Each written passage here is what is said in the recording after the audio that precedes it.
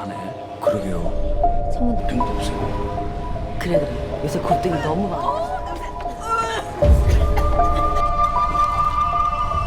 귀엽지? 원래 마무리. 응? 새빨간.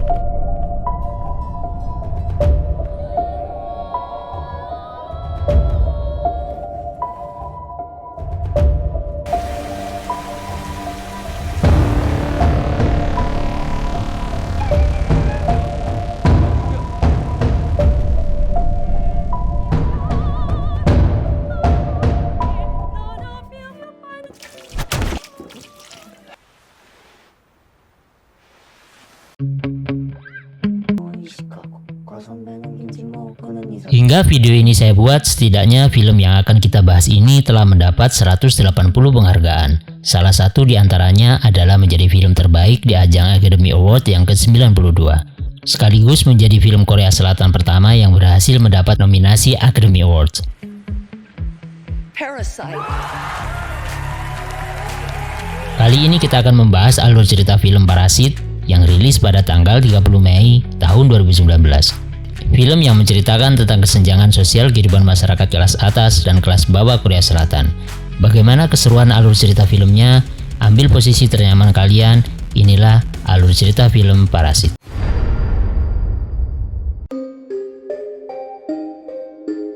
Kiwo menyadari bahwa password wifi yang selama ini dia dapat gratis dari tetangganya sudah diganti. Kini tak ada lagi wifi gratis untuk mereka. Sementara ayahnya memakan roti, Kiwo terus mencari sinyal wifi di setiap sudut ruangan. Usahanya bersama adiknya membuahkan hasil. Mereka mendapatkan sambungan wifi gratis dari kafe baru di sekitar rumah mereka. Keluarga Kim bekerja serabutan. Kali ini mereka mendapat job untuk melipat kotak pizza dari Pizza Generation. Sambil melihat video tutorial, mereka melipat kotak pizza itu. Mereka mendengar suara berisik dari luar rumah. Ternyata suara itu berasal dari mesin fogging. Mereka sengaja membiarkan jendela dalam keadaan terbuka agar asapnya bisa masuk. Akhir-akhir ini, rumah mereka banyak sekali kecoak berkeliaran. Di tengah kepungan asap, Kim Tae tetap melipat kotak pizza itu. Alhasil, kotak pizza yang ia kerjakan tak sesuai dengan pesanan. Lipatannya tak sesuai dengan garis yang sudah ditentukan. Mereka terpaksa mendapat potongan upah 10% karena kesalahan ini.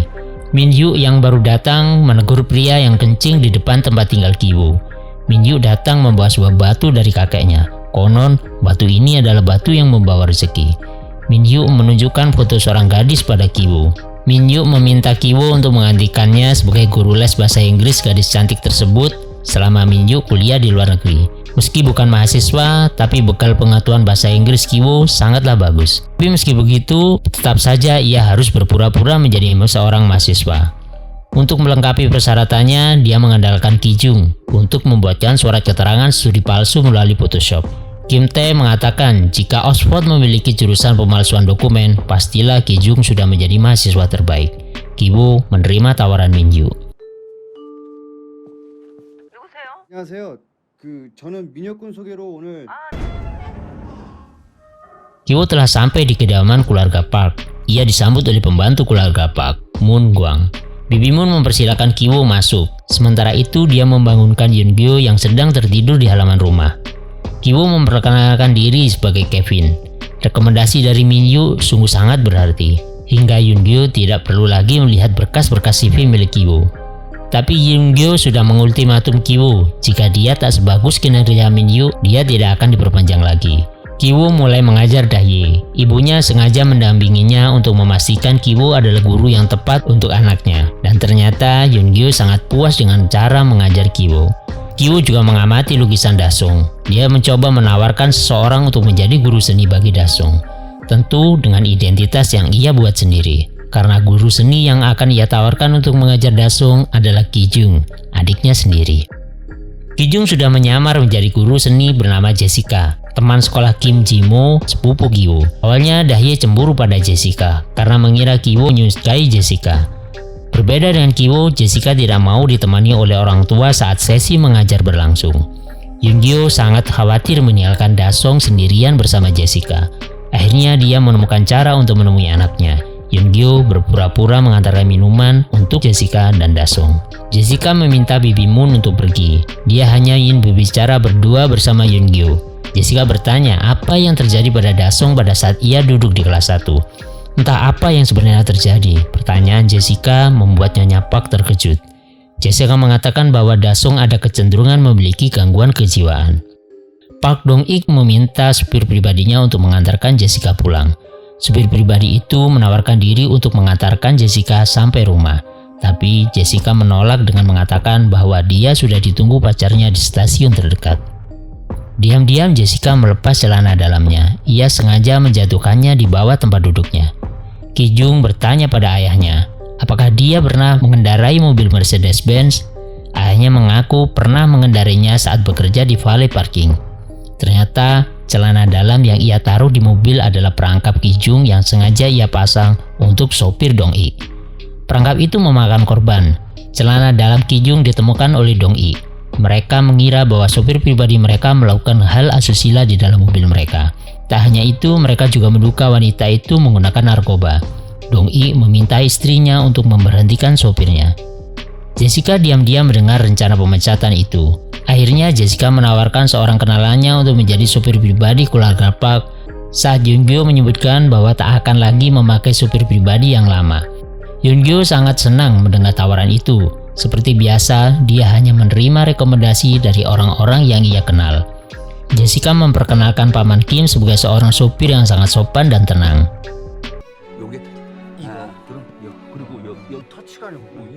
Kim Tae yang mendapat tawaran menjadi supir pribadi keluarga Park segera pergi ke sebuah showroom mobil Mercedes-Benz bersama Ki-woo. Dia mencoba mengenali fitur-fitur standar mobil jenis itu. Beberapa saat kemudian dia sudah berada di kantor Dong-ik. Hari itu Kim Tae langsung menjadi sopir Dong-ik. Dong-ik memuji cara berkendara Kim Tae yang sangat tenang sekali. Penyamaran Kim Tae sebagai sopir dadakan sangatlah sempurna.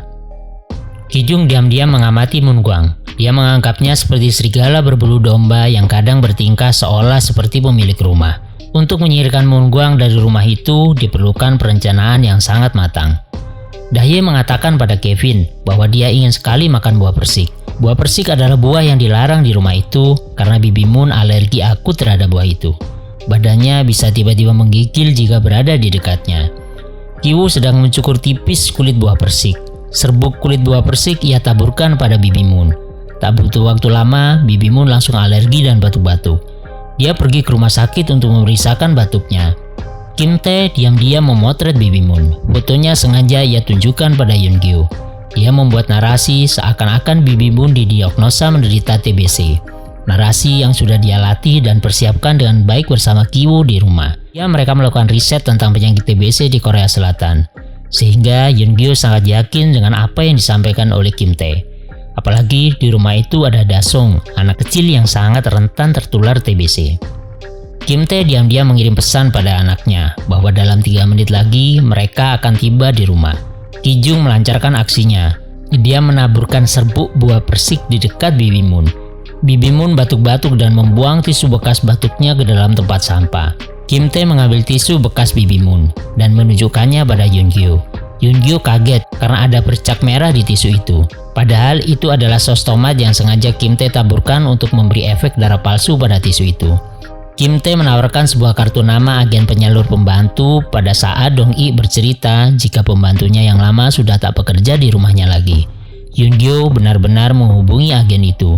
Ki-jung alih profesi menjadi agen penyalur pembantu abal-abal. Dia meminta Yeon-gyo untuk menyiapkan beberapa dokumen sebelum bergabung bersama The Care, seperti kartu keluarga, kartu identitas, hingga surat keterangan penghasilan. Singkat cerita, ibu mereka menyamar sebagai pembantu yang disalurkan oleh The Care. Dasung diam-diam mengenali bau tubuh Kim Tae, Bibi Chung, dan Jessica. Dasung mengatakan bahwa bau mereka bertiga sama. Meski sudah memakai sabun yang berbeda-beda, tetap saja bau mereka sama karena mereka masih tinggal di rumah semi permanen yang sama. Keluarga Park sedang bersiap untuk merayakan ulang tahun Dasung dengan berkemah. Kesempatan ini digunakan oleh Kim Tae dan keluarganya mengambil alih rumah mewah itu. Kim Tae, Bibi Chung, Ki-woo, dan Ki-jung benar-benar menikmati momen itu. Mereka menggunakan fasilitas rumah mewah itu. Tak lupa, mereka juga meminum koleksi wine mahal keluarga Park. Saat tengah asik mengobrol, tiba-tiba terdengar suara bel berbunyi. Setelah dilihat, ternyata adalah Bibi Moon. Bibi Moon mengatakan ada barangnya yang tertinggal di basement. Bibi Chung mengizinkannya masuk. Bibi Moon turun sendiri ke basement. Karena tak kunjung naik, Bibi Chung akhirnya menyusulnya. Bibi Chung kaget saat Bibi Moon masuk ke dalam sebuah bunker rahasia di dalam basement rumah itu. Bibi Chung semakin kaget saat tahu di sana ada seorang pria yang tak lain adalah suami Bibi Moon, Gense. Gense sudah tinggal di basement itu selama 4 tahun 3 bulan. Inilah alasan mengapa Bibi Moon selalu makan dengan 2 porsi, karena 1 porsi ia simpan untuk suaminya. Bibi Chung tak mendengarkan permintaan Bibi Moon. Ia tetap akan melaporkan kejadian ini ke polisi. Bibi Moon mencoba bernegosiasi dengan Bibi Chung. Ia bermaksud memberikan sejumlah uang setiap bulan, dengan balasan suaminya tetap mendapat jatah makan 1 kali seminggu. Dan tiba-tiba Kim Tae dan kedua anaknya yang sedari tadi menguping pembicaraan mereka terjatuh dari tangga. Keadaan berbalik 180 derajat. Kini Bibi Moon yang memegang kendali. Cepat-cepat dia merekam kejadian itu. Dia mengancam akan mengirimkan video itu ke Nyonya Park. Keluarga Kim Tae benar-benar terancam. Mereka berpikir keras bagaimana mengakhiri semua ini. Saat Bibi Moon dan suaminya lengah, Kim Tae dan keluarganya tiba-tiba menyergap Bibi Moon. Mereka semua bergulat untuk memperebutkan HP Bibi Moon. Meski Bibi Moon sempat memukul kepala Ki Jung dan Bibi Chung, ia akhirnya dibuat tak berdaya saat Ki Jung mengambil 1 bungkus buah persik dari lemari es. Mereka semua terdiam saat telepon rumah tiba-tiba berdering. Terdengar suara Yoon Gyo di balik telepon. Ia bertanya apakah Bibi Chung bisa memasak ramdon kesukaan Dasong. Dalam 8 menit lagi, mereka sudah sampai di rumah. Acara kemah dibatalkan karena hujan deras membuat sungainya meluap. Dalam waktu kurang dari 8 menit, mereka harus membersihkan rumah, menyembunyikan Bibi Moon dan suaminya, memasak ramdon kesukaan Dasong, dan tentunya Kim Tae dan kedua anaknya harus juga bersembunyi. Bibi Chung memasak ramdon, Ki Jung membersihkan kotoran di sekitar meja. Sementara Kim Tae dan Ki Wo bertugas menyekap Bibi Moon dan Gense. Keluarga Park sudah datang. Ki Jung bersembunyi di bawah meja, sementara Ki Wo bersembunyi di bawah tempat tidur Daye. Bibi Moon yang berhasil berdiri berlari menuju dapur. Chung Soo yang menyadari hal itu dengan masih membawa seporsi ramdon di tangannya menendang Bibi Moon hingga terjatuh ke dasar tangga. Kim Tae yang mengetahui hal itu membantu istrinya dengan menyeret Bibi Moon ke dasar bunker. Kim Tae menutup pintu bunker pelan-pelan. Dia melihat Gense menyalakan lampu tangga dengan kepalanya. Lampu yang otomatis menyala setiap ada yang naik tangga ternyata adalah kerjaan Gense sebagai bentuk terima kasihnya kepada Dong-ik. Dia sebenarnya juga mengirimkan pesan isyarat kedipan lampu dengan sandi Morse, tapi Yoon Gyo menganggapnya rusak karena sering berkedip sendiri. Yoon Gyo bercerita saat Dasong kelas 1 dia pernah melihat hantu di dapur. Mereka tak menyadari bahwa hantu yang dilihat di dapur itu adalah Gense yang ingin mengambil makanan di kulkas. Ki Wo, Kim Tae, dan Ki Jung bermasuk untuk keluar dari rumah. Tapi tiba-tiba Dasong turun dari lantai atas dan menuju ke halaman untuk membangun tenda. Ayah ibunya mengikuti Dasong dari belakang. Kim Tae dan kedua anaknya kembali menyelinap ke kolong meja. Daye mengirimkan pesan pada Ki Wo. Dia tak menyadari bahwa Ki Wo berada tepat di bawahnya. Dong-ik dan istrinya mengawasi Dasong dari kursi tempat Kim Tae dan kedua anaknya bersembunyi. Dong-ik bertanya pada istrinya, bau apakah ini? Seperti ada bau lobak yang basi. Dia juga bercerita pada istrinya jika Kim Tae juga memiliki bau badan yang sangat mengganggu. Kim Tae mendengarkan semua perkataan Dong-ik itu. Setelah berbincang sesaat, mereka kembali tertidur di sana. Saat itulah Kim Tae dan kedua anaknya keluar dari kolong meja dan segera kabur dari rumah itu. Hujan deras telah mengguyur kota malam itu. Semua orang panik menyelamatkan barang-barang mereka. Banjir tak lagi dapat dihindari. Rumah-rumah di sana tergenang banjir. Begitu juga dengan rumah semi permanen milik keluarga Kim Tae yang berada di bawah tanah. Tak ada barang yang bisa diselamatkan dari sana kecuali batu pemberian Min Yu. Sementara itu Bibi Moon muntah-muntah. Sepertinya dia gegar otak setelah kepalanya terbentur tembok di lorong tangga tadi. Gense sempat memberi sinyal permintaan tolong melalui sandi Morse, dan Dasong juga sudah menerima pesan itu. Tapi Dasong tak mengerti siapa yang memberi pesan. Semua korban banjir sedang berada di kamp pengungsian. Kim Tae dan kedua anaknya juga berada di sana. Sebelum tertidur, Ki Wo sempat meminta maaf pada ayahnya atas semua yang terjadi. Ki Wo tertidur dengan memeluk batu keberuntungan pemberian Min Yu. Keesokan harinya Ki-jung mendapat undangan dari Yoon-gyo. Hari itu mereka akan mengadakan pesta kejutan ulang tahun untuk Dasong. Tak hanya Ki-jung, tapi Hyo dan Kim Tae juga diundang ke sana. Bibi Chung sibuk menyiapkan meja-meja untuk pesta di halaman rumahnya. Beberapa tamu undangan juga sudah tampak hadir di sana. Kim Tae dan Dong-i yang menggunakan kostum Indian bersembunyi di balik rerumputan. Bibi Chung memerintahkan Ki-jung untuk mengantarkan makanannya kepada Bibi Moon dan suaminya. Tapi buru-buru Yoon-gyo memberi tugas Ki-jung untuk membawa kue kejutan untuk Dasong. Ki-woo tampak turun dari lantai atas menuju basement. Dia masih menggenggam batu pemberian Mingyu. Batu itu terjatuh saat Ki-woo menuruni tangga basement. Geun-se yang menyadari hal itu akhirnya berhasil menarik jatuh Ki-woo. Ki-woo berlari menuju lantai atas. Geun-se mengikutinya dari belakang. Ki-woo terjatuh persis di depan pintu basement. Belum juga dia sempat terbangun, Geun-se sudah menyusulnya dan menghantamkan batu itu tepat di kepala Ki-woo. Ki-woo tak sadarkan diri, darah segar mengenang di lantai basement. Geun-se berjalan menuju pesta. Tangan kanannya menggenggam pisau dapur. Daye turun dari lantai atas untuk mencari Ki-woo. Sementara Geun-se sudah berada di belakang orang-orang yang sedang berpesta. Tak butuh waktu lama, Geun-se langsung berlari ke tengah pesta dan menancapkan pisau yang ia bawa di dada Ki-jung. Ki-jung tersungkur ke tanah. Dasong yang menyaksikan kejadian itu tepat di depan kedua matanya langsung terjatuh pingsan. Semua orang panik. Geun-se berteriak memanggil Chong-suk. Kim Tae yang melihat Ki-jung terluka langsung mendekatinya dan menekan lukanya agar darah tak semakin banyak keluar. Dia juga sempat melihat Ki-woo yang terluka digendong oleh Daye. Bibi Chung yang bergulat dengan Geun-se akhirnya berhasil mengalahkannya. Kim Tae sempat melemparkan kunci mobil ke arah Tuan Park. Kunci mobil itu terjatuh di bawah Geun-se.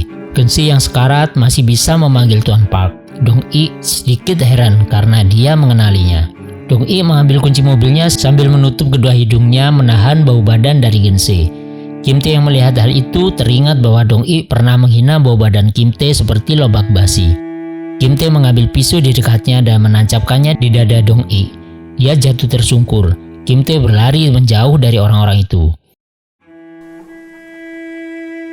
Beberapa minggu berlalu, akhirnya Ki-woo sadarkan diri. Dia dan ibunya didakwa bersalah karena telah melakukan pemalsuan data diri dan penipuan. Sementara Ki-jung tewas dan ayahnya tak diketahui keberadaannya. Ki-woo kembali berada di rumah bawah tanahnya. Dia menyaksikan berita penyerangan keluarga Park melalui streaming media online. Meski kejadian itu sudah berlalu, tapi polisi masih terus memata-matai Ki-woo dan ibunya. Ki-woo mengamati rumah keluarga Park dari atas bukit. Rupanya rumah itu sudah ada penghuni barunya. Saat malam tiba, dia menyaksikan lampu yang berkedip-kedip. Dia memahami bahwa itu adalah sandi Morse yang berisi sebuah pesan. Ki-woo mencatat pesan itu. Ternyata itu adalah pesan dari ayahnya. Kim Tae bercerita bahwa ia selalu ingin menangis jika teringat Ki-jung. Ia juga berharap bahwa hari menyeramkan itu tak benar-benar nyata. Jasad Bibi Moon Gwang juga dikuburkan Kim Tae di samping pohon di belakang rumah. Sama seperti apa yang dilakukan Geun-se, dia juga menyelinap setiap malam untuk mengambil makanan di dapur. Ki-woo bertekad suatu saat nanti dia akan mendapatkan uang yang banyak dari pekerja dan akan membeli rumah yang pernah ditinggali keluarga Park. Dan yang ayahnya perlu lakukan hari itu adalah keluar dari bunker dan hidup bersama di atas. Dan film pun tamat. Sungguh film yang sangat luar biasa sekali. Tidak heran film ini mendapat skor 8,5 di IMDb. Film box office Korea Selatan ini benar-benar menggambarkan sebuah parasit yang hidupnya bergantung pada organisme lain. Saya lebih suka menyebut film ini sebagai film horor tanpa setan, film tragedi tanpa penjahat, dan film komedi tanpa badut. Kita sudah sampai di penghujung video, saya pamit, jangan lupa jaga kesehatan, dan Assalamualaikum warahmatullahi wabarakatuh.